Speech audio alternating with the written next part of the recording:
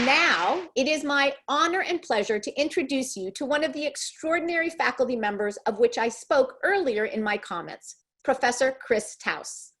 Professor Towse is a professor of mathematics and has recently been appointed to the Heron Family Chair in Mathematics. He received his PhD from Brown University.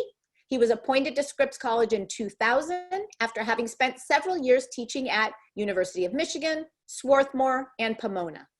He was promoted to associate professor in 2003 and then to full professor in 2018.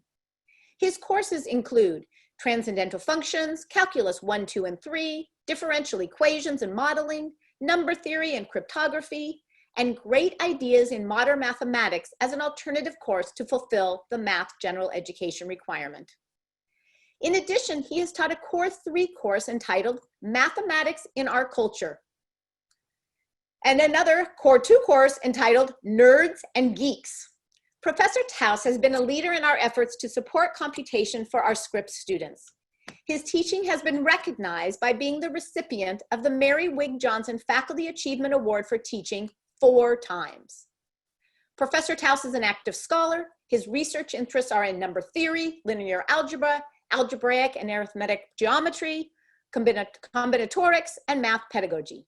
He is working on a textbook for differential equations.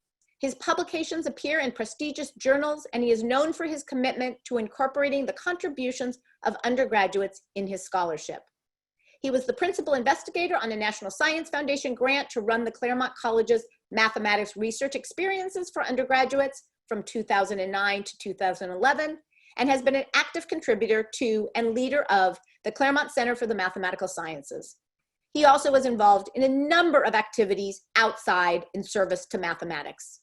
With no further ado, Professor Chris Towse will present the keynote address on the topic of For the Love of Learning, Math as a Liberal Art. Thank you, Chris.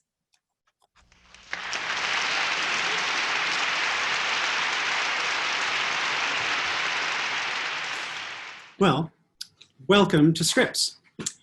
I want to start by telling you that I'm honored to be addressing you, the class of 2024, President Edens, Dean Marcus Newhall, the rest of the Scripps community.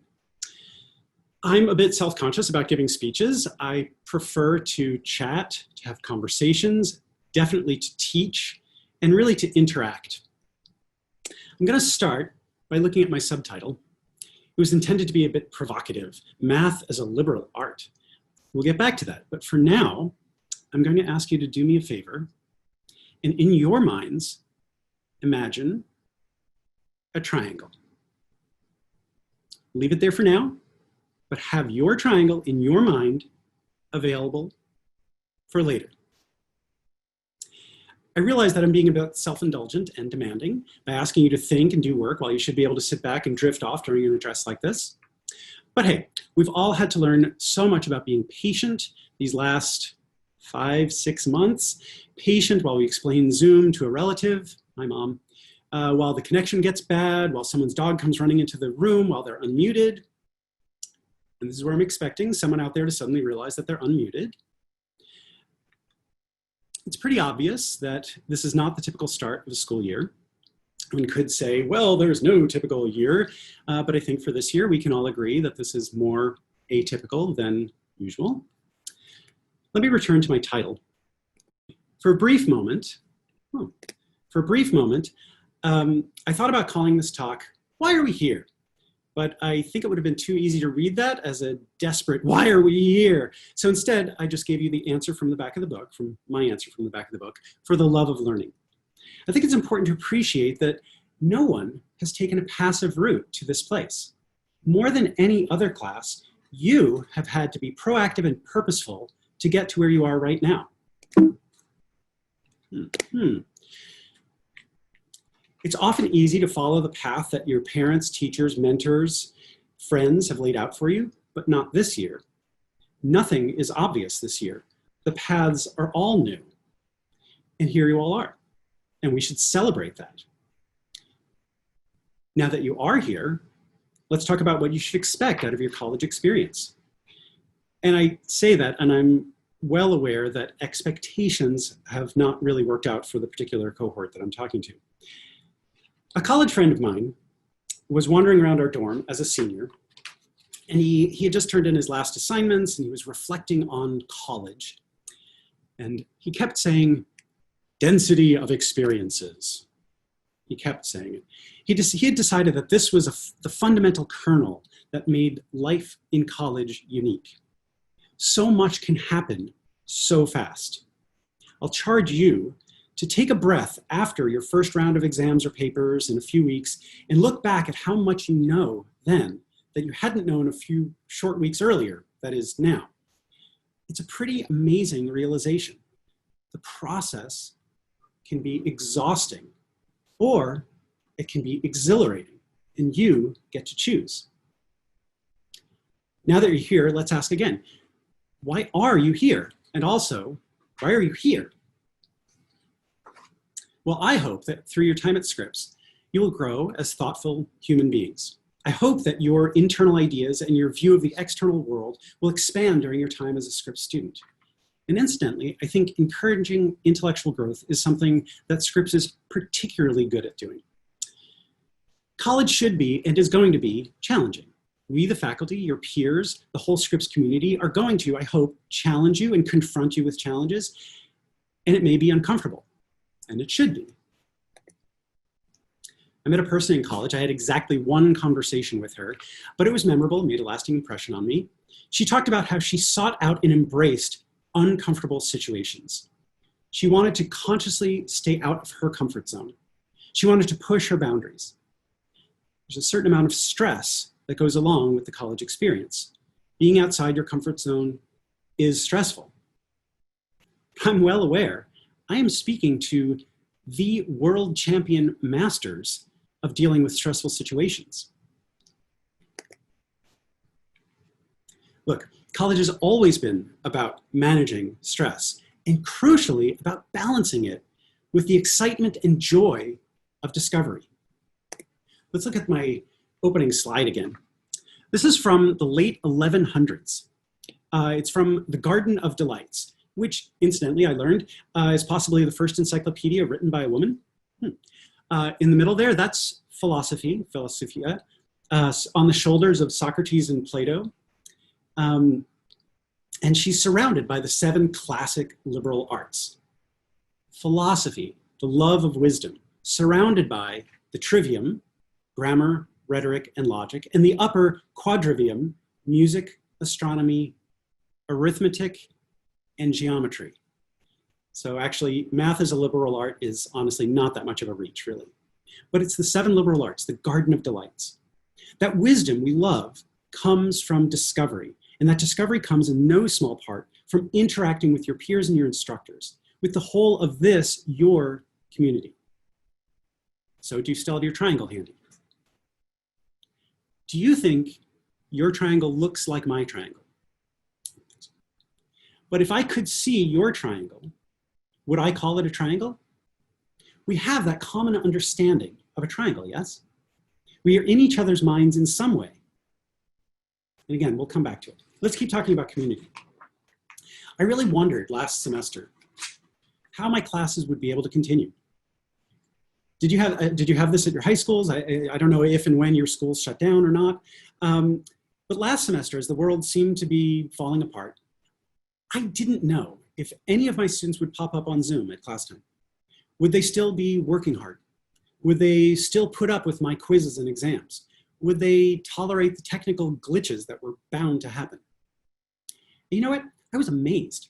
I got to see students confronting the big questions. Why am I doing this? Do I really want to be in this class? Do I want to work hard under circumstances which are much less fun than I was promised? And I saw these wonderful, motivated students making the best of it all and embracing the whole ideal of our liberal arts education, the joy and love of learning.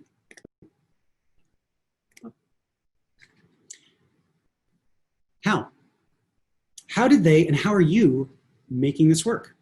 We need human interaction to live and to grow. And if Zoom is the closest we can come, then so be it. I think my classes bonded more after the shutdown because after all, they had to. Here's another quote. As I hope you're reading the quotes as I'm going along. This is Amelia Earhart. I think the only thing about this is that I think she kind of undersells tenacity. And that's who you, the class of 2024, are. You are a group who, honestly, had the most memorable high school graduation in generations. You're the folks who have had to learn more than anyone how to bounce back from the unexpected. You are more ready to deal with uncertainty and the unknown than any of us, and that expertise is not going to go away.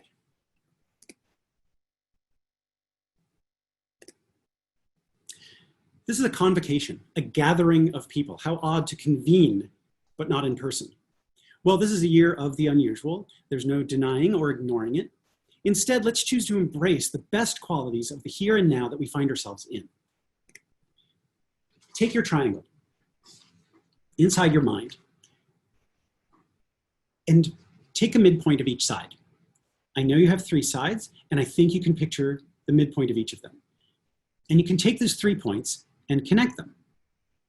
Do you see a littler triangle that you just made? You just connected 3 dots, so I know you made a triangle. And I can tell you about your little triangle, maybe something you might not even see yet, though your triangle only exists and only ever will exist in your mind. And yet, even at a distance, because I'll never be completely in your mind, socially distancing or not, I can still help you to gain more of an understanding of your own triangle. I hope you're in college to grow, and I hope you're at Scripps to influence and be influenced by the community that we are. I hope you've chosen a liberal arts education for the philosophy of the whole holistic education. Isn't it interesting that whether we have a love of math or a hate of math, or a fear of math or a loathing of that one math teacher who ruined it all in middle school, we all have a relationship with math. To me, the existence of this relationship makes math one of the most humanistic disciplines around. Not that everyone has the same interpretation as I do.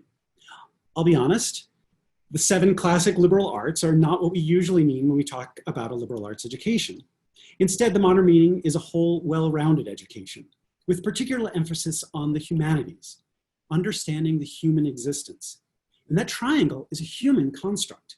It is not part of the physical world, and yet it is completely real in our minds. Class of 2024, you are the experts at figuring it out. You can choose to be the optimists, the visionaries, the solvers of problems. You're the most experienced at being in uncomfortable situations. Continue to embrace it. Celebrate your fortitude and reflect on your setbacks. And as you continue this journey toward wisdom in a particularly unknown future, find your joy and love of learning.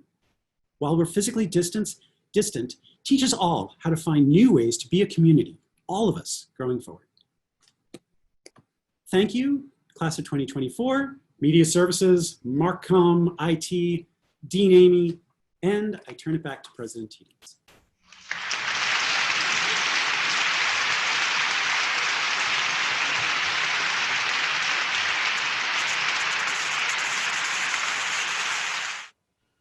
Thank you so much, Professor Towse, for those wonderful comments.